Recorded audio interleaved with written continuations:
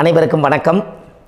பாரம்பரிய திருவள்ளுவர் குலவம்சம் பிரசன்ன ஜோதிடர் சுப மாரிமுத்து திருப்பூரிலிருந்து இந்த பதிவு உங்களுக்காக. ஐயா வணக்கங்க ஐயா. வணக்கம் ஐயா. ஐயா இப்போது மக்கள் சார்பாக ஒரு கேள்வி இன்றைக்கி நான் கேட்கலான்னு இருக்கேன். கேளுங்க ஐயா. ஐயா அதாவது இந்த ஜாதகத்தில் முடக்கு இருக்கு, ஜாதகத்தையும் முடக்கிருச்சு, கண்டிப்பாக அதனால் வாழ்க்கையில் நிறைய பிரச்சனைகள் அப்படின்னு சொல்லி நிறைய பேர் கேட்குறாங்க. கண்டிப்பாங்க ஐயா. இந்த முடக்குங்கிறது என்னங்க ஐயா? அதற்கும் கர்மாவுக்கு ஏதாவது சம்மந்தம் இருக்காங்க ஐயா? ரொம்ப பற்றி சொன்னீங்கன்னா ரொம்ப உதவியாக இருக்குங்க. நல்ல கேள்விங்க ஐயா. இந்த கர்மாவே முதல் எங்கேருந்து வருது அப்படிங்கிறது தான் இப்போ நம்ம சொல்ல போகிறோம். இது வரைக்கும் எத்தனையோ கருத்துக்களெல்லாம் நீங்கள் இந்த உலகத்தில் கேட்டிருப்பீங்க. ஆனால் இந்த பதிவில் நீங்கள் பொறுமையோடு இந்த கருத்தை ஒரு இனிமையோடு நிதானமாக கேட்டிங்கன்னா உங்களுடைய ஊழ்வினை கர்மா எங்கிருந்து உருவாச்சு, இதனுடைய இந்த கர்மானால் நாம் என்ன கஷ்டப்படுறோம், நாம் இந்த பூமியில் பிறக்கிறதுக்கு என்ன வரம் வாங்கி வந்தோம், நம்ம பாவ புண்ணியமெல்லாம் ஜாதக கட்டத்தில் போய் எப்படி எடுக்கிறது, நம்மளுடைய தோஷம்னு சொல்கிறோமே அந்த தோஷம் எப்படி கிரியேட் ஆகுது, நம்ம இந்த பூமியில் பிறக்கும்போது கொண்டு வந்த கர்மாவா, இல்லை கடவுளே நம்மளுக்கு ஒரு தண்டனையாக கொடுத்த கர்மாவா, இல்லை நம்ம இந்த பூமிக்கு வந்ததுக்கு அப்புறம் செய்த கர்மாவா, இது எல்லாத்தையுமே நம்ம பொறுமையாக கேட்கணும்னா கண்டிப்பாக இந்த பதிவை நீங்கள் பொறுமையோடு கேளுங்க. உங்களுக்கு இதில் ஒரு பெரிய ஒரு ரகசியம் ஒன்று அடங்கியிருக்குது. அந்த ரகசியத்தை தான் இன்றைக்கி இந்த உலகத்துக்கு அரங்கேற்றம் பண்ணுறேன். இந்த முடக்கு நம்ம ஐயா கேட்டதில் ஒரு அற்புதமான ஒரு விஷயம் என்ன அப்படின்னு கேட்டிங்கன்னா, முடக்குங்கிறது அந்த காலத்தில் பெரிய திறமையை கட்டி போட்டு வச்சுட்டா நம்மனால் அது இயங்க முடியுமா? முடியாது இல்லைங்களா ஐயா? முடியாது. அப்போது அதே மாதிரி ஜாதக கட்டத்தில் நமக்கு வேண்டிய யோகத்தை கடவுளே நம்மளுக்கு நாம் செய்த பாவத்தினால அது முடக்கி வச்சிருச்சுன்னா அந்த பாவகத்தை அந்த ஜாதகர் அனுபவிக்க முடியுமா? அனுபவிக்க முடியாது. அப்போது அந்த அனுபவிக்க முடியாமல் வெளி உலகத்தில் போய் நம்ம தேடி போன பிறவியில் செய்த பாவத்தை இந்த பிறவியில் நீங்கள் தேடி கண்டுபிடிச்சி வாழ்க்கையில் நீங்கள் எப்போ மேலுக்கு வர்றது? அப்போது அந்த கர்மா 12 ராசி கட்டத்துக்குள்ள 27 நட்சத்திரத்தில் 9 கிரகங்களுக்குள்ள ஒரு பெரிய ஒரு ஆத்துமாத்துமான கர்மா, உங்கள் பூர்வ ஜென்ம கர்மா இதுக்குள்ளே எங்கேயோ ஒரு இடத்துல முடங்கியிருக்குது. இந்த முடக்கை மட்டும் உங்கள் ஜாதகத்தில் நீங்கள் கண்டுபிடிச்சிட்டிங்கன்னா ஹைலைட்டாக வாழ்கிறதுக்கு, இந்த உலகத்தில் சுதந்திரமான வாழ்க்கை வாழ்கிறதுக்கு ஒரு மிகப்பெரிய பொக்கிஷம் உங்கள் ஜாதகத்துக்குள்ளேயே இருக்குது. அப்போது அந்த ஜாதகத்துக்குள்ளே நாம் போன பிறவியில் நம்ம கர்மா நாம் என்ன செய்திருப்போன்னு உங்களுக்குள்ளே பெரிய குழப்பம் இருக்கும். என்னங்க ஐயா, நீங்கள் என்ன கர்மா பண்ணிட்டு வந்தீங்க, நாம் போன பிறவியில் நம்ம யாரை ஒரு வதச்சோம், யாரை நம்ம மனசை புண்படுத்தினோம், நம்ம தாத்தாவுக்கு சோறு போட்டோமா, நம்ம பாட்டனுக்கு சோறு போட்டோமா, நம்ம முப்பாட்டனுக்கு சோறு போட்டோமா, நம்ம கொள்ளுப்பாட்டனுக்கு சோறு போட்டோமா, அப்போ நம்ம அப்பாவுக்கு நம்மளை பெற்றவருக்கு நம்ம சாப்பாடு கொடுத்தோமா, இவங்களுக்கெல்லாம் நம்ம சேவை பணிவிடைகள் செஞ்சோமா, நம்மளுடைய உறவுகளுக்கெல்லாம் அரவணைச்சு போனோமா, நம்மளுடைய இந்த மாதிரி நாம் இரத்த சம்பந்த உறவுகளில் இருந்து தான் இந்த உலகத்துக்கு நம்ம வெளியில் வந்திருப்போம். அப்போது வெளியில் நீங்கள் நிற்கிறீங்க, அப்படியே மேலே போய் பார்த்தீங்கன்னா ஒரு 7 தலைமுறையில் ஒவ்வொருத்தரும் செய்த கர்மாவெல்லாம் நம்ம பிளட்டு ரிலேட்டிவாக இப்போ நீங்கள் கரண்ட்டில் இருக்கிறவங்ககிட்ட தான் டெபாசிட் பண்ணியிருக்கோம்.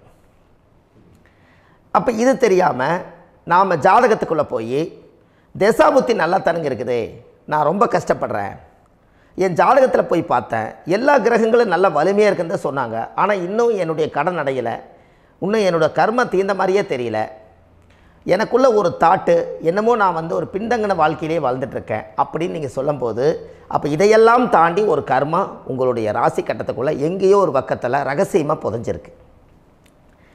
அப்போது அந்த ரகசியமாக புதைஞ்சிக்கக்கூடிய அந்த முடக்கு தான் இன்றைக்கி இந்த உலகத்துக்குள்ளே நீங்கள் தெரிஞ்சுக்கக்கூடிய விஷயம். அப்போ அந்த முடக்குங்கிறது ஒன்று உண்மை. இந்த உலகத்துக்கு நம்மளை எல்லாத்துலேயும் நல்லா யோசிச்சு பாருங்கள். 12 ராசி கட்டம் இருக்குதுங்களா ஐயா? ஆமாங்க ஐயா. ஆனால் கிரகம் எத்தனை இருக்குதுங்க? 9 தான் இருக்குங்க ஐயா. ஆமாம், 12 ராசிக்கு 12 கட்டத்துக்கு 12 கிரகம் கொடுத்துருக்கலாமல்ல கடவுள். அப்போ ஏன் 3 கட்டத்தை மட்டும் எம்டி பண்ணி மீதி 9 கிரகத்தை வச்சுக்கிறாருன்னா, அப்போ நாம் செய்த 3 தலைமுறை கர்மாவுக்கு அது எந்த கட்டம் பிளாக் ஆகுதோ அந்த கட்டத்துக்குள்ளே ஏதோ ஒரு ரகசியம் இருக்கிறனால தானே எங்கேயோ ஒரு பக்கத்தில் நீங்கள் கண்டிப்பாக கர்மாவில் மாட்டுவீங்கிறது கடவுளே படைச்சு தானே இதை உருவாக்கியிருக்காரு. 12 ராசிக்கு 12 கட்டம் கொடுத்துருந்தா எங்கே நீங்கள் சுற்றி வந்தாலும் ஏதோ ஒரு வீட்டுக்குள்ளே போய் உட்காந்துக்கலாம். ஆனால் ஒரு வீடு சுத்தமாக இருக்குது, ஒரு வீட்டில் 4 கிரகம் இருக்குது, ஒரு வீட்டில் 3 கிரகம் இருக்குது, ஒரு வீட்டில் 5 கிரகம் இருக்குது, ஒரு 3 வீடு 4 வீடு காலியாக இருக்குது. அப்போ எங்கேயோ ஒரு ராசி கட்டத்துக்குள்ளேயே கடவுளுடைய கர்மா விளையாட்டு, அது ரகசிய விளையாட்டு தான். அப்போது இந்த இடத்துல தான் உங்கள் ஜாதகத்தில் முடக்கு இருக்குது. இந்த முடக்கை நீங்கள் எப்படியெல்லாம் அதை ஆராய்ச்சி பண்ணி கண்டுபிடிக்க முடியும் அப்படிங்கிற ஒரு விஷயத்தை தான் இன்றைக்கி நம்ம இந்த உலகத்துக்குள்ளே இதை நுழைக்க போகிறேன். இப்போ அப்பா செய்த பாவம்னு ஒன்று இருக்குமில்லங்க ஐயா, நம்ம அறியாத வயசில் தெரியாதில்ல, அப்பா செய்த பாவம் ஒன்று இருக்கும். அப்பாவுடைய சொத்து பிள்ளைக்குத்தானா, அப்பாவுடைய பாவம் பிள்ளைக்குத்தானே, என்னங்க ஐயா? சரி, அப்போ தாத்தா இருக்கிறாரு, தாத்தாவுடைய கர்மா உயில் எங்கே எழுதி வைக்கிறாருங்க? அப்போது மகனை விட்டுறாரு. அப்போ தாத்தா மாதிரியே முகம் இருக்குது, தாத்தா மாதிரியே அவருடைய நடை உடை பாவனை இருக்குது, அவர் தாத்தாவுடைய ஜீனு தான் அப்படின்னு இவர் சொல்லும்போது, அப்போ தாத்தாவுடைய சொத்து பேரனுக்கு சொந்தம்னா தாத்தாவுடைய பாவம் எங்கே போகுங்க? Very good. அப்போ அப்போது இந்த கர்மா எப்படி டிரான்ஸ்ஃபர் ஆகுதுன்னு உங்களுக்கு தெரியுதா? அப்போ நீங்கள் போன பிறவியில் அந்த தாத்தாவுடைய பேரனை நீங்கள் பிறக்கிறதுக்கு கர்மம் உங்களை செயல்பட வச்சுருக்குது.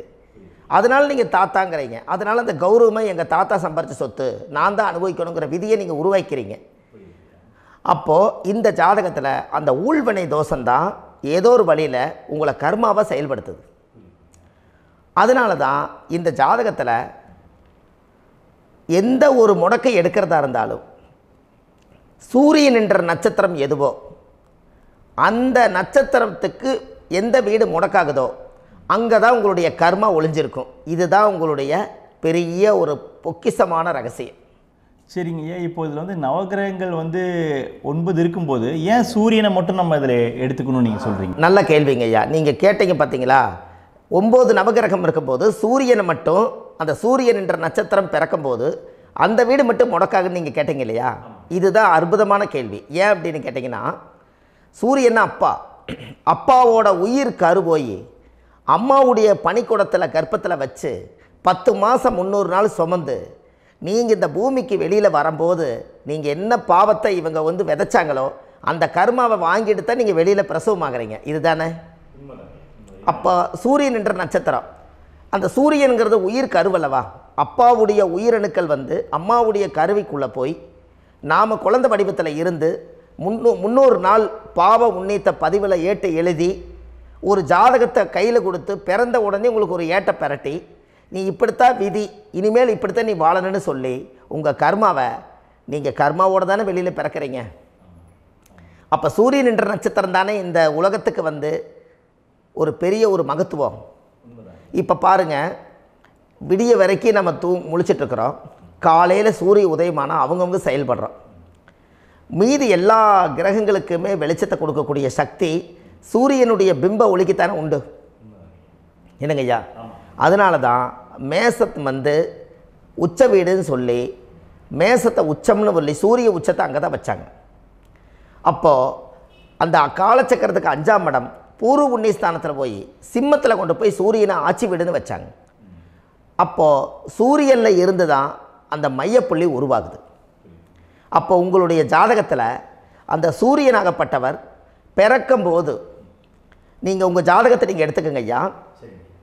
நீங்கள் இன்றைக்கே போய் கதவை திறந்து உங்கள் பெட்டியை திறந்து பீர்வாவுக்குள்ளே உங்களுடைய ஜாதகம் இருக்குது, அந்த ஜாதகத்தை எடுத்து ஜோதிடர்கிட்டையே நீங்கள் சந்தேகம் கேட்குறக்கு முன்பு நீங்களே உங்களுடைய கர்ம பற்றி தெரிஞ்சுக்கிறதுக்கு இந்த பதிவில் உங்களுக்கு ஒரு ரகசியத்தை சொல்லித்தரேன். உங்கள் ஜாதகத்தில் இப்போ இது வரைக்கும் ராசி கட்டத்தை நீங்கள் பார்த்துருப்பீங்க, ஆனால் பாதசாரம்னு ஒன்று இருக்கும் இல்லைங்களா? ராசிக்கு பாதசாரம்னு ஒன்று இருக்கும். சூரியன் என்ன நட்சத்திரத்தில் இருக்குது, சந்திரன் என்ன நட்சத்திரத்தில் இருக்குது, செவ்வாய் என்ன நட்சத்திரத்தில் இருக்குது, புதன் என்ன நட்சத்திர காலில் நிற்குது, இதெல்லாமே அந்த சாரம் இல்லாத ஜோதிடம் சோரம் போய்விடும். அதனால் அந்த சாரத்தில் நிற்கிது பார்த்தீங்களா கிரகம், அதில் இப்போ நீங்கள் உங்களுடைய ராசி கட்டத்தை ஓப்பன் பண்ணுங்கள். இதில் ராசி கட்டத்தில் சூரியன் என்ற நட்சத்திரம்னு ஒன்று இருக்கும் இல்லைங்களா? அது எதுவாக வேணாலும் இருந்துட்டு போட்டோம். அந்த நட்சத்திரம் தான் நீங்கள் பிறக்கும்போது தாயுடைய கருவறைக்குள்ள கரு உருவான நட்சத்திரமே அதுதான். புரிஞ்சுங்களா ஐயா? பிறக்கும்போது நீங்கள் அந்த கருவுடைய நட்சத்திரம் அப்பா வந்து கருவை உருவாக்கி கர்மாவை விதைச்சது அந்த சூரியன் என்ற நட்சத்திரம் தான். அந்த வீட்டுக்கு தான் இந்த ராசி கட்டத்தில் உங்களுக்கு முடக்கு உருவாகுது. புரிஞ்சுங்களா ஐயா? அப்போது ஒரு ஜாதகத்தில் சூரியன் என்ற நட்சத்திரம் எதுவோ அதுதான் உங்களுடைய கர்ம நட்சத்திரம். இப்போ நம்ம பிறக்காதுக்கு முன்னாடி அப்பா கட்டத்தில் அந்த கர்ம டெபாசிட் ஆகிருக்கும். அதை ட்ரான்ஸ்ஃபர் எப்படி பண்ணுறாரு? அவருக்கு ஒரு கல்யாணம் மூச்சு, அவர் குடும்ப வாழ்க்கையில் வாழ்ந்து நம்மளோட உயிர் கருவை கொண்டு போய் ஊராம் பொண்ணை கல்யாணம் பண்ணி பொண்டாட்டின்னு எடுத்துக்கொண்டு அந்த பொண்டாட்டிங்கிற உரிமையாகி இவருடைய உயிர் கரு உருவாகி வாரிசுகள் வெளியில் வருது. அதானங்க ஐயா? அப்போது அந்த சூரியன் என்ற நட்சத்திரம் தான் இந்த உலகத்தில் ஒரு பிரம்மாண்டமான நட்சத்திரம். இந்த நட்சத்திரம் உங்கள் மனசுக்குள்ளே ஏதாவது இருந்துச்சுன்னா உங்கள் வீட்டில் ஏதாவது ஒரு நல்ல விஷயங்கள் நீங்கள் பண்ணுறதா இருந்தால் அந்த கர்மா நட்சத்திரம் சூரியனுடைய நட்சத்திரம் இருக்குது பார்த்தீங்களா, அந்த நட்சத்திரத்தில் எந்த ஒரு சேவைகளும் செய்யக்கூடாது. அதுதான் கர்மா. அதை போய் நீங்கள் ஆக்டிவேட் பண்ணி விட்டீங்கன்னா அது முன்னோர்களை வந்து நீங்கள் வந்து தொந்தரவு பண்ண மாதிரி. அந்த கர்ம நட்சத்திரம் தான் உங்கள் வாழ்க்கையில் அது புதஞ்சிருக்கிறதா. இப்போ குழந்தை பிறந்தாலோ சீர் சீமந்தங்கள் நீங்கள் செய்கிறதாலோ கல்யாணம் முக்கிறதுனாலோ உங்கள் ஜென்ம நட்சத்திரத்தன்னைக்கு கல்யாணம் பண்ண வேணாம்னு சொல்லிக்கிறாங்கல்லங்க. உங்களுக்கு ஜென்ம நட்சத்திரத்துக்கு முன்னாடி உங்களை உருவாக்குன நட்சத்திரம் தான் ஜென்ம நட்சத்திரம். அப்போ சூரியன் என்ற நட்சத்திரம் அப்பாவுடைய ஜென்ம நட்சத்திரமாக அந்த ஊழ்வினை கர்மம் செயல்படுது. அப்போ அந்த முடக்கு யார் வழியில் வந்தது? முன்னோர்கள் வழியில் வந்தது. முன்னோர்கள் கட்டி வச்சது யாரைய? குலதெய்வத்தை. அப்போ அந்த குலதெய்வத்தை போய் சாமிக்கு போய் வீடு வாசல்லாம் வலித்து குலதெய்வத்தை போய் தேங்காய் பழம் பூ மாலை கல்கண்டு வாங்கி அர்ச்சனை பண்ணி ஒரு அன்னதானம் ஒன்று பண்ணிவிட்டு சாமிக்கு பொங்கல் வச்சு நைவேத்தியம் பண்ணிவிட்டு உங்கள் ஜாதகத்தை வச்சு பூஜை பண்ணிவிட்டு வாங்க. அதுக்கப்புறம் தான் உங்கள் கர்மாவை கண்டுபிடிக்கிறதுக்கு வழியே பிறக்கும். குலதெய்வத்தை வணங்காமல் கோவிந்தா கோவிந்தா என்று பல தெய்வத்தை வணங்கினாலும் பலனொன்றும் இல்லைன்னு அந்த காலத்தில் முன்னோர்கள் சொல்லி வச்சுக்கிறாங்களா இல்லைங்களா? அதனால் கண்டிப்பாக அதை கண்டுபிடிச்சி நீங்கள் அதுக்கு ஒரு நைவேத்தியம் பண்ணால் மட்டும்தான் முதல்ல உங்கள் 5ஆம் பாவம் முன்னோர்கள் அது வேலை செய்யும். குலதெய்வ ஆலயத்துக்கு போயிட்டு வாங்க. போயிட்டு வந்துட்டு இந்த கர்மவினை தோஷத்தை நிவர்த்தி பண்ணுறதுக்குண்டான சரியான பரிகாரத்தை நம்ம எடுப்போம். அப்போது உண்மையாலுமே ஒரு ராசி கட்டத்துக்குள்ளே இந்த மாதிரி ஒரு அந்த கர்ம தோஷம் இருப்பதனால இந்த கர்மா தோஷத்துக்கு அந்த முடக்க தோஷங்கிறத நீங்கள் எடுத்து அதை கண்டுபிடிச்சி அந்த சூரியன் என்ற நட்சத்திரம் எந்த ராசி கட்டத்தில் போய் முடக்காயிருக்குதோ அந்த முடக்கு எந்த பாவகம் வந்து நம்மளுக்கு லாக் ஆகிருக்குதோ அந்த பாவகத்துக்கு உண்டான பரிகாரங்கள் அதுக்குரிய ஸ்தலங்கள் அந்த கோவில்களில் போய் சுவாமிக்கு தேங்காய் பழம் பூமாலை கல்கண்டு வாங்கி அர்ச்சனை பண்ணி நீங்கள் அந்த கோவிலுக்குள்ளே போய் உட்காந்து சாமி கும்பிட்டு வந்தீங்கன்னா உங்களுடைய ஜாதகத்தில் இருக்கக்கூடிய அந்த முடக்கு தோசை நீங்கி வாழ்க்கையில் நீங்கள் எதை சாதிக்க வந்தீங்களோ அந்த சாதனையை நீங்கள் சாதிச்சிட்ருப்பீங்க. புரிஞ்சுங்களா ஐயா? ஏன் அப்படின்னா அந்த முடக்கு நட்சத்திரத்துக்குள்ளே தான் ஒரு தோஷம் இருக்குது. இப்போ அந்த காலத்தில் பாருங்கள் ஐயா, முன்னோர்கள் எல்லாம் நிறைய பேர் கோவில் கட்டி வச்சுட்டு போயிருக்காங்களா இல்லைங்களா? இந்த கோவில் எதுக்காக கட்டி வச்சுக்கிறாங்கன்னா அவங்க கட்டினவங்களுக்கும் அந்த முடக்கு தோஷம் இருந்திருக்குது. ராஜாக்கள் இருந்திருக்குது, மன்னர்கள் காலத்தில் இருந்திருக்குது, ஜமீன்தார் காலத்தில் இருந்திருக்குது. இப்போ அவங்களுடைய அமைப்புகள் எல்லாமே முன்னோர்கள் என்னமோ அறியாமல் தெரியாத தன்னடக்கம் இல்லாத ஒரு கர்மாவை இவங்க செஞ்சிட்டாலும் அதுக்குரிய பரிகார ஸ்தலங்களை கொண்டு போய் அந்த காலத்திலே ஜாதகம் பார்த்து நம்ம வந்து முன்னோர்களுடைய பாவத்தை நாம் செய்த பாவத்தையும் தீர்த்துட்டு நமக்கு கீழே அடுத்த சந்ததிகள் அடுத்த தலைமுறைகள் வந்தாலும் இந்த கோவில்களுக்கு வந்து விளக்கு போட்டு சாமி கும்பிட்டு இந்த மண்ணை மிதிச்சிட்டு போனால் அன்னையோடு அந்த கர்மா தீருங்கிறது அந்த காலத்திலேயே முடக்கு தோசை பரிகாரத்தை கோவில் வழியில் அந்த காலத்தை திசை திருப்பி வச்சுருக்காங்க. அப்போ நீங்கள் கோவிலுக்கு போகாமல் கண்டிப்பாக இந்த பரிகாரத்தை நீங்கள் உடைக்க முடியாது. ஏன் உடைக்க முடியாதுன்னா இப்போ நீங்கள் எத்தனை வருஷம் வாழ்கிறீங்க ஐயா? 120 வருஷமே வச்சுக்கோங்க. சூரியன் திசை 6 வருஷம், சந்திரன் திசை 10 வருஷம், செவ்வாய் திசை 7 வருஷம், ராகு திசை 18 வருஷம், குரு திசை 16 வருஷம், சனி திசை 19 வருஷம், புதன் திசை 17 வருஷம், கேது திசை 7 வருஷம், சுக்கிரன் திசை 20 வருஷம். இப்போ நான் சொன்ன டோட்டலெல்லாம் கூட்டிங்கன்னா 120 வருஷம் வரும். இது ஒரு மனிதர் பிறந்து பூரண ஆயுளோடு வாழ்ந்தால் இந்த 120 வருஷம் வாழ்ந்தால் அவர் இந்த பூலோக பதவி விட்டு சிவலோக பதவி போயிடுவார். அதுக்கு பேர் தான் பூரண ஆயுள் என்று பொருள். அப்போ இந்த பூரண ஆயுளை வாழ்ந்தவருக்கு 120 வருஷம். கோயில் எத்தனை வருஷம் வாழுதுங்க ஐயா? கோயில் பழங்காலத்து கோயிலெல்லாம் எத்தனை வருஷம் வாழுதுங்க? 12 வருஷத்துக்கு கும்பாபிஷேகம். அது ஓகே, அது பரவாயில்ல. 12 வருஷத்துக்கு ஒருக்கா பழசை புதுப்பிச்சு கும்பாபிஷேகம் பண்ணி மறுபடியும் அதுக்கு பவர் ஊட்டி சக்தி ஊட்டி அதுக்கு உருவேற்றுறாங்க. நான் சொல்கிறது கோயில் 5000 வருஷம் 4000 வருஷம் பெரிய பெரிய சித்தர்கள், மகான்கள், ரிஷிமார்கள், யோகிகள், சித்தர்கள் இவங்களெல்லாம் போய் கோவில்லையே சிவனையும் பெருமாளையும் வழிபாடு பட்டுட்டு கோவில்லையே ஒரு ஓரத்தில் ஜீவசமாதி ஆயிட்டாங்கன்னு பழைய கால கோயிலில் சித்தர்கள் குடியிருக்காங்களா இல்லைங்களா? இருக்காங்கல்லங்க ஐயா. அப்போது நாம் 120 வருஷம் வாழ்கிறோம், கோவில் 5000 வருஷம் வாழுது. எங்கே சக்தி அதிகமாக இருக்குன்னு சொல்லுங்க? கோவிலில் தாங்க ஐயா. கோயில் தான், அதில் ஒன்றும் மாற்றம் இல்லைங்களே. கோவில் தாங்க. அப்போ கோவிலில் தான் அந்த சக்தி இருக்குதுன்னு நீங்கள் சொல்கிறீங்க. அப்போ உங்களுடைய கர்மாவை உடைக்கிறதுக்கு 120 வருஷம் பெருசா 5000 வருஷம் பெருசான்னு சொல்லுங்கள்? 5000 தாங்க. அப்போ 5000 வருஷம் உள்ள அலைகள் வந்து எத்தனை அந்த சிவனுக்கு இப்போ சிவன் கோயிலே உங்களுக்கு முடக்கு தோஷத்துக்கு ஒரு கோயில் வருதுன்னு வச்சுக்கோங்க. அந்த கோவிலில் எத்தனை முடக்குகளுக்கு உண்டான கோவில்கள், எத்தனை பழங்களை ஊற்றி சாமிக்கு அபிஷேகம் பண்ணியிருப்பாங்க, எத்தனை பால் கூட ஊற்றிருப்பாங்க, பன்னீர், தேன், இளநீ, மஞ்சள் நீர், திருமஞ்சனம், அபிஷேகம், பொங்கல், நைவேத்தியம் இத்தனையும் செஞ்சு அந்த சிவனை வந்து சிவனாக பார்த்து அந்த கருவறைக்குள்ள ஒரு கிராணங்கள் வரும்போதும் கூட பாதுகாப்பு பண்ணி வச்சு நல்ல சக்தியோடு அந்த கருவறையை புத்தியோடு அவங்க வேலை செஞ்சு அந்த காலத்தில் வச்சுருக்காங்களா இல்லைங்களா? அப்போது நம்ம வீட்டை அவ்வளோ சுத்தமாக வச்சுருக்க முடியுமா? என்ன தான் வாஸ்து இருந்தாலும் முடியாது இல்லைங்களா? அப்போது அவ்வளவு ஒரு பவர்ஃபுல்லான கோவில் அந்த முடக்கு தோஷத்துக்குள்ளே ரகசியமாக அந்த கோயில் அடங்கியிருக்குது. உங்கள் ஜாதகத்துக்குள்ள உண்மையாலுமே ஊழ்வினை கோயில், கர்மவினை கோயில் அதுக்குள்ளே இருக்குது. அந்த ஜாதகத்தை கணிச்சு பார்த்தா கரெக்டாக உங்களுடைய ஜாதகத்தில் அப்பாவுடைய கருவறையிலேருந்து உயிர் உருவாகிற நேரத்தில் இருந்து இப்போ வரைக்கும் நீங்கள் கரண்ட்டில் வாழ வரைக்கும் அந்த கர்ம கூட வர்றத ஒரே ஒரு இடத்துல போனால் மட்டும்தான் விட்டுட்டு வர முடியும். அது எந்த வீடு அப்படின்னு கேட்டால் உங்களுக்கு வந்து அப்பாவுடைய கர்மா வழியில் போய் அந்த கோவில் பழையகால கோயில், பழையகால தெய்வங்கள், அந்த கோவில் தான் உங்கள் ஜாதகத்துக்குள்ள ரகசியமாக இருக்கும். அது ஏன் இந்த பதிவில் உங்களால் சொல்ல முடியாது அப்படின்னா, இந்த பதிவில் ஏன் உங்க சொல்ல முடியாதுன்னா உங்கள் ஜாதகம் தெரியாமல் என்ன கோயிலை நீங்கள் சொல்லுவீங்க? இப்போ பொதுவாக ஒரு நட்சத்திரத்துக்கு ஏதோ ஒரு கோவிலை அவங்க சொல்லி நீங்கள் போயிட்டு வரீங்கன்னு வச்சுக்கோங்க. ஆனால் அது வேலை செய்யலைன்னா நம்மளுக்கு என்னங்க இவ்வளோ கஷ்டப்பட்டு போய் அதை பலனடையிலேன்னு கேள்வி கேட்டக்கூடாது.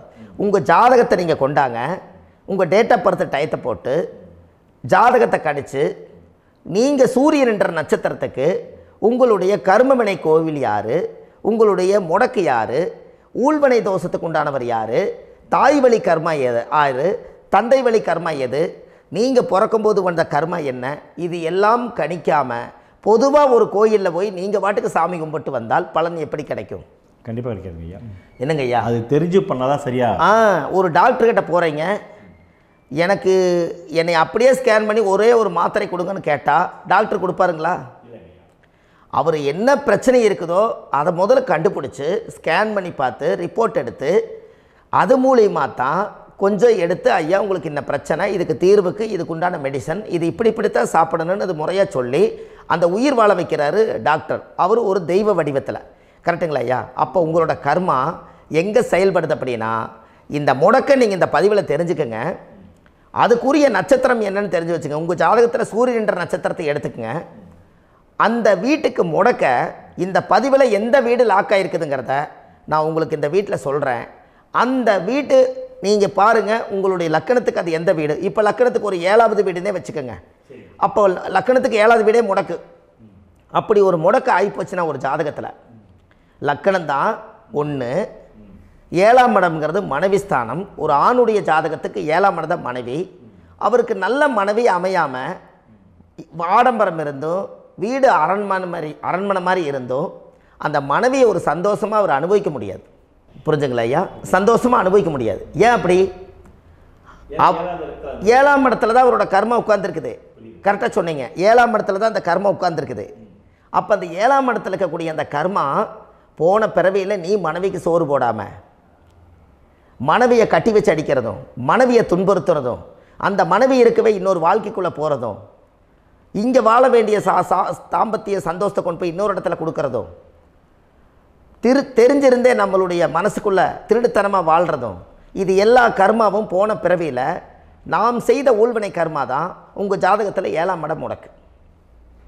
அப்போ அந்த 7ஆம் இடம் முடக்காக இருந்துச்சுன்னா கண்டிப்பாக உங்கள் ஜாதகத்தில் நீங்கள் என்ன அனுபவிச்சிட முடியும்? நல்ல நண்பர்கள் கிடைக்க மாட்டாங்க, நல்ல ஒரு பார்ட்னர்ஷிப் அமையாது, நல்ல ஒரு நட்பு வட்டங்களில் எதையும் அனுபவிக்க விடாது, ஒரு அங்கீகாரமான உறவுகளில் போய் நம்ம ஸ்ட்ராங்காக நிற்க முடியாது.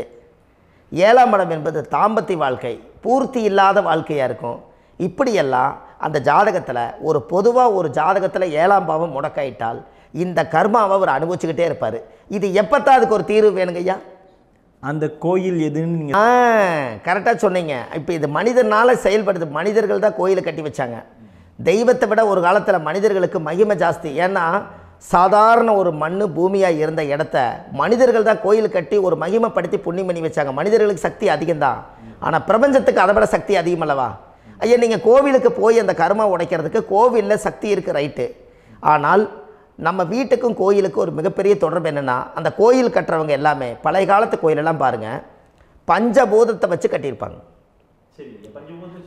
பஞ்சபூதத்தை வச்சு தான் கட்டுவாங்க கோயில். அது உங்களுக்கு தெரியணும் இல்லைங்களா? பஞ்சபூதம்னா நீர், நெருப்பு, காற்று, பூமி, ஆகாயம்.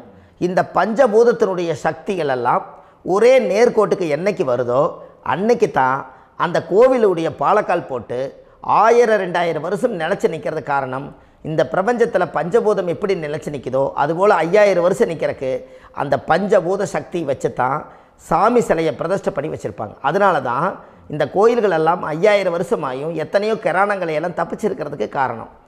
அப்பேற்பட்ட புண்ணிய ஸ்தலம் உங்களுக்கு எதுன்னு தெரியணுமல்லவா? என்னங்க ஐயா?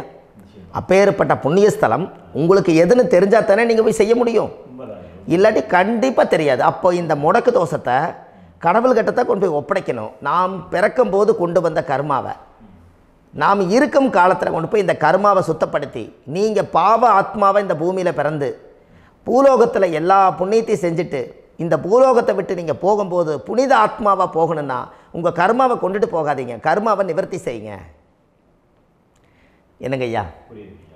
அப்போ கர்மாவை சுத்தப்படுத்துங்க. கர்மாவை சுத்தப்படுத்திட்டு உங்களுக்கு பிறக்கிற குழந்தைகளுக்கு அந்த கர்மாவை டிரான்ஸ்ஃபர் பண்ணாமல் உங்களோட நில் பண்ணுங்க.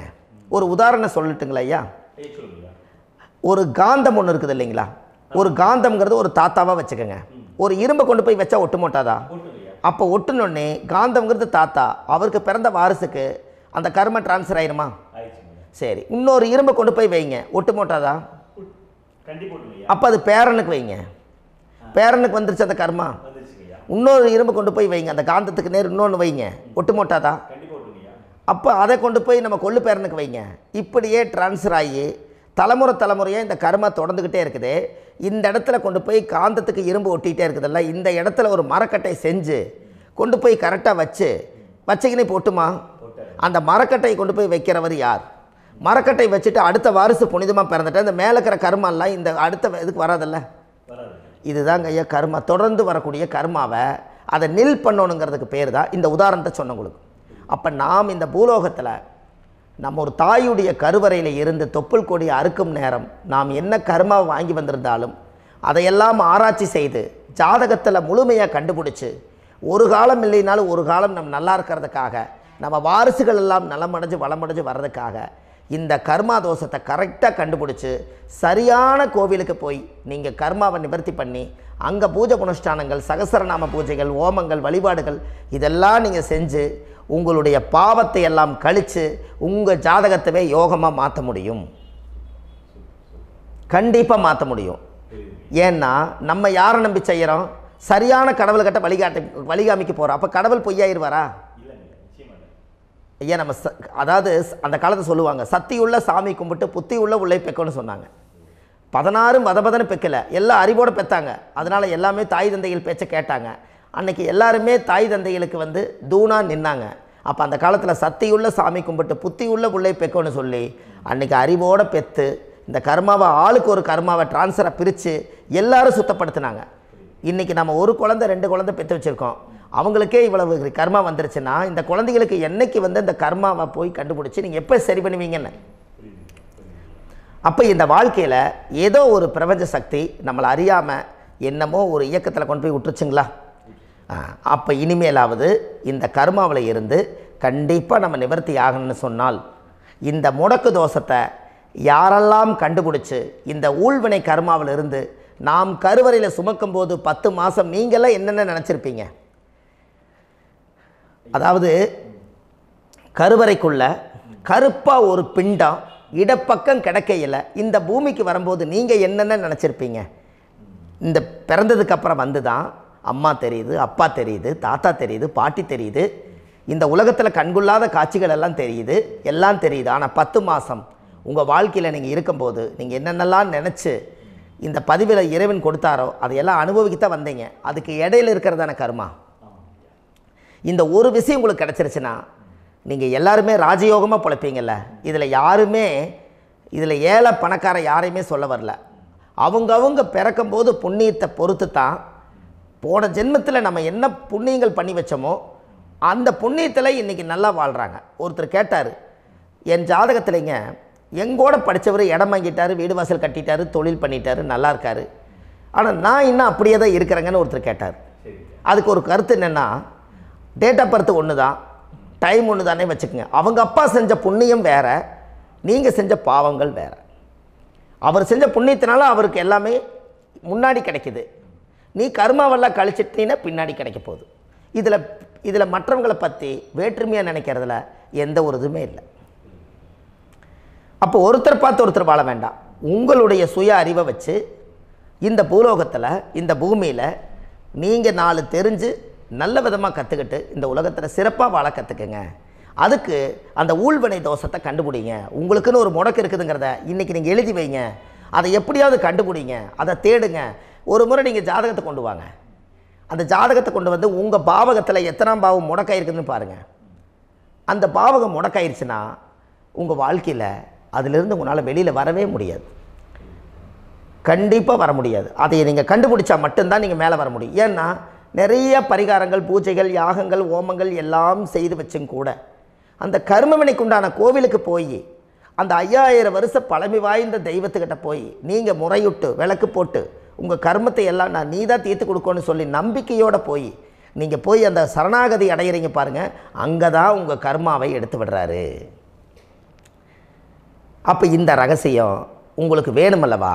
அப்போ உங்கள் ஜாதகத்தில் எங்கே முடங்கி இருக்குது, அதுக்குரிய கோவில்கள் எல்லாம் என்ன, அதுக்கு தான பரிகாரம் என்ன, அதுக்கு நீர் பரிகாரம் என்ன, யாத்திரை பரிகாரங்கள் என்ன, நீங்கள் வீட்டில் இருந்தே செயல்படுத்தக்கூடிய பரிகாரங்கள் என்ன, பரிகாரம் கோவிலுக்கு போய்த்தான் நடக்குமா, இல்லை நாம் வீட்டில் வச்சு வணங்குறதுனால நடக்குமா, நாம் செய்யக்கூடிய தர்ம பரிகாரங்கள் என்ன, தான பரிகாரங்கள் என்ன, இப்படி பல விதமாக இருக்கிறனால உங்கள் ஜாதகத்துக்கு எந்த மாதிரி பரிகாரம் கனெக்ட் ஆகுதுங்கிறது தெரியணும். இது தெரியாமல் கண்டிப்பாக உங்களால் செயல்படுத்துறது ரொம்ப கஷ்டம்.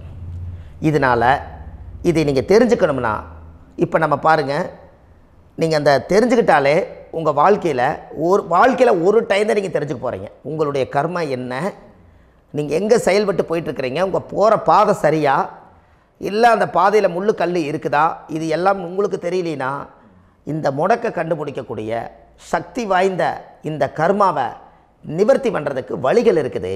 அதனால் நீங்கள் கண்டிப்பாக இந்த முடக்கை தெரிஞ்சுக்கணும். இந்த முடக்கு ராசினா என்ன உண்மையாலுமே உங்கள் வாழ்க்கையில் நீங்கள் தெரிஞ்சு இனிமேல் உங்கள் வாழ்க்கையில் இதுவரையிலும் கர்மாவுக்குள்ளேயே கஷ்டப்பட்டீங்க, வழி தெரியாமல் கண்ணை கட்டி காட்டில் விட்ட மாதிரி இருந்தீங்க. இனி அப்படி இருக்க வேண்டாம். உங்கள் ஜாதகத்தில் 12 ராசி கட்டத்தில் 9 கிரகம் போகும், மீனி 3 கிரகம், 3 கட்டம் வந்து உங்களுக்கு எங்கேயோ ஒரு பக்கத்தில் 3 கட்டம் எம்டியாக தான் இருக்கும். கரெக்டுங்களா? அது இல்லாமல் ஒரு ஜாதகம் பிறக்காது. ஏன்னா 9 கிரகத்துக்கு 9 கணக்கு போட்டால் 3 கட்டம் எம்டியாக தான் நிற்குது. அந்த கட்டத்துக்குள்ளே எந்த நட்சத்திரத்தில், எந்த சாரத்தில், எத்தனாவது டிகிரியில், எத்தனாவது பாத சாரத்தில், எத்தனை வெகுளையில், எத்தனை செகண்டுக்குள்ளே இந்த கர்மா உள்ளே புகுந்து உங்களை செயல்படுத்துதுங்கிறத கண்டிப்பாக உங்கள் ஜாதகத்தை கொடுங்க. பார்த்து இந்த விஷயத்தை சொல்கிறேன், நீங்கள் அந்த இடத்துக்கு போய் நிவர்த்தி பண்ணிவிட்டு உங்கள் வாழ்க்கையில் கொஞ்சம் காலம் வாழ போகிறீங்க. பாருங்கள், பிறந்ததுலேருந்து 20 வருஷத்துக்குள்ளே இளமையாக வாழ்கிறீங்க, குழந்தையாக வாழ்கிறீங்க. 20லேருந்து 40 வயசுக்குள்ளே தான் உங்களுக்கு ஒரு பொண்ணை பார்த்து கல்யாணம் பண்ணி ஒரு கரு உருவாக்குறீங்க. அதுக்கப்புறம் 40லேருந்து 60க்குள்ளே குழந்தை பெற்று கடமை முடிச்சிடுறீங்க. 60 வயசுக்கு மேலே ரிட்டையர்ட் ஆகிடுறீங்க. இந்த 20க்கும் 60க்கும் இல்லாத 20லேருந்து இந்த 40 வயசுக்குள்ளே உங்களோட தேடல் என்னவோ அது வாழ வேண்டிய சுகபோகமான வாழ்க்கை எல்லாமே அந்த 40க்குள்ளே தான் இருக்குது.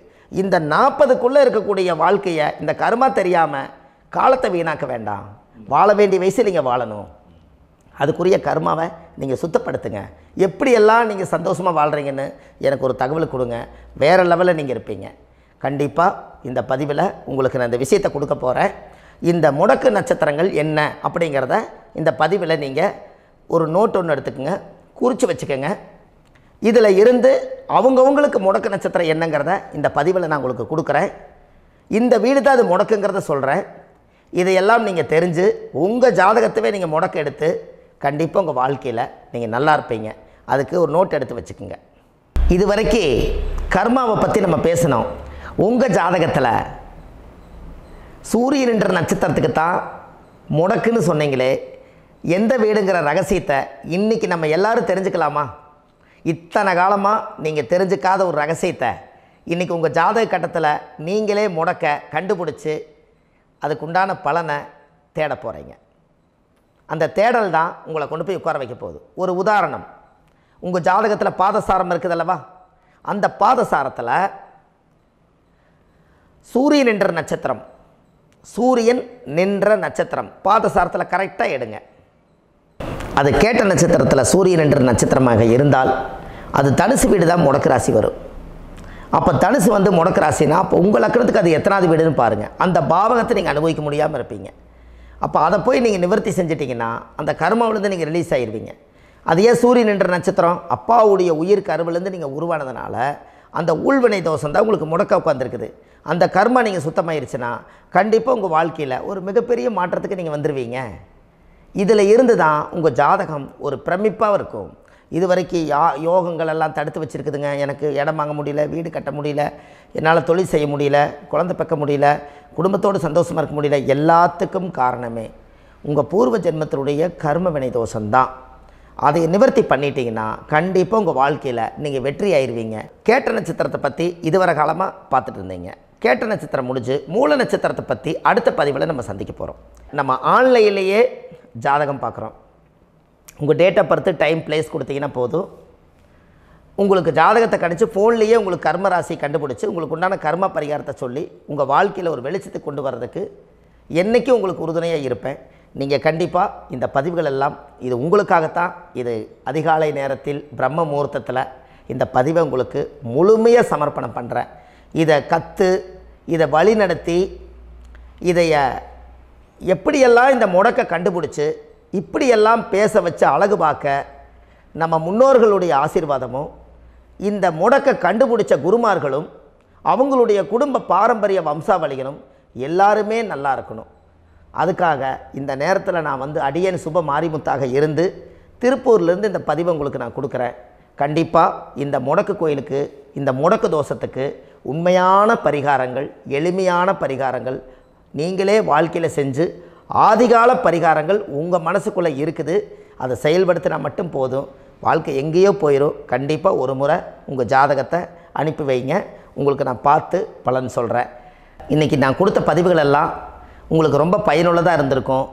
உங்களுக்கு இது வரைக்கும் எத்தனையோ கர்ம வினைகளை பற்றி தெரியாமல் இருந்திருப்பீங்க. இந்த பதிவில் நிறைய கேட்டு தெரிஞ்சுக்கிட்டீங்க. இதெல்லாம் வாழ்க்கையில் ரொம்ப முக்கியமான பரிகாரங்கள், எளிமையான பரிகாரங்கள். நேராக நீங்கள் கடவுளை தான் கெட்டியாக பிடிக்க போகிறீங்க. அந்த பரிகாரங்கள் எல்லாம் செஞ்சு அதிகாரமாக வாழ்ந்து இந்த பூலோகத்தில் நல்ல சிறப்பாக வாழ்கிறதுக்கு இந்த பரிகாரம் உங்களுக்கு ரொம்ப யூஸ்ஃபுல்லாக இருக்கும். கண்டிப்பாக இந்த பதிவை செய்யுங்க. நம்ம பாரம்பரிய திருவள்ளுவர் குல வம்சம், பிரசன்ன ஜோதிடர் சுப மாரிமுத்து, திருப்பூரில் இருக்கேன். 30 ஆண்டு காலமாக நம்ம ஜோதிடம் பார்த்து கொண்டு இருக்கிறோம். இவ்வளவு காலமாக எத்தனையோ ஆயிரக்கணக்கான மக்களுக்கு நம்ம ஜோதிடம் பார்த்து வழிகாட்டி நிறைய மக்களுக்கு நிறைய சேவைகள் செஞ்சுருக்கேன். நிறைய கோயில் கட்டி வச்சுருக்கேன், கும்பாபிஷேகங்கள் பண்ணி வச்சுருக்கேன், அன்னதானங்கள் நிறையா பண்ணி வச்சுருக்கேன், புண்ணிய யாத்திரைகள் நிறைய போய் வந்திருக்கேன். மக்களுக்காகவே நான் உங்களுக்கு உழைக்க தயாராக இருக்கேன். இந்த ஜோதிடம் வந்து என்னுடைய ஒரு பாரம்பரியமாக என்னுடைய அப்பா, தாத்தா, முன்னோர்கள் இதெல்லாம் எங்களுடைய குலத்தொழில் இது. அதனால் நாங்கள் பாரம்பரியமாக திருவள்ளுவர் குல வம்சம். வள்ளுவர் வாக்குன்னு யூடியூப் சேனலில் போனீங்கன்னா 1000 பரிகாரங்கள் கொடுத்துருக்கேன். அதுவும் உங்களுக்கு ரொம்ப யூஸ்ஃபுல்லாக இருக்கும். வள்ளுவர் வாக்கு அப்படின்னு போடுங்க. அப்படி இல்லைன்னா சுப மாரிமுத்துன்னு போடுங்க. இதில் பரிகாரங்கள் நிறையா கொடுத்துருப்பேன். கண்டிப்பாக இதெல்லாம் நீங்கள் சந்தித்து நீங்கள் ஒரு சப்ஸ்கிரைப் பண்ணி வச்சுக்கோங்க. நான் போடக்கூடிய பதிவுகள் எல்லாமே உங்களுக்கு நோட்டிஃபிகேஷனை வந்துடும். அதனால் நீங்கள் ஒரு சப்ஸ்கிரைப் பண்ணி வச்சுக்கோங்க. தினமும் ஒரு தகவல் உங்களுக்கு கொடுத்துக்கிட்டே இருக்கேன். இதெல்லாமே உங்களுக்கு ஒரு பெரிய சந்தோஷமான நிகழ்ச்சிகள். என்றைக்கும் உங்களோட நான் வாழ்கிறேன். உங்களுடைய குடும்பத்தில் நான் ஒருத்தராக இருந்து குடும்ப ஜோதிடராக நான் இருப்பேன். கண்டிப்பாக ஆயுளுள்ள வரைக்கும் உங்களுக்காக இந்த ஜோதிடத்துக்கு உழைச்சி உங்கள் குடும்பத்தில் ஒருத்தரை நான் வந்து ஒரு ரத்த உறவில் நான் வந்து இந்த பூர்வ ஜென்மத்தில் உங்களுக்கு நான் கடமைப்பட்டிருக்கேன். கண்டிப்பாக அடுத்த பதிவில் உங்களை நான் சந்திக்கிறேன். வாழ்வது ஒரு முறை, வாழ்த்தட்டும் தலைமுறை. நன்றி, வணக்கம்.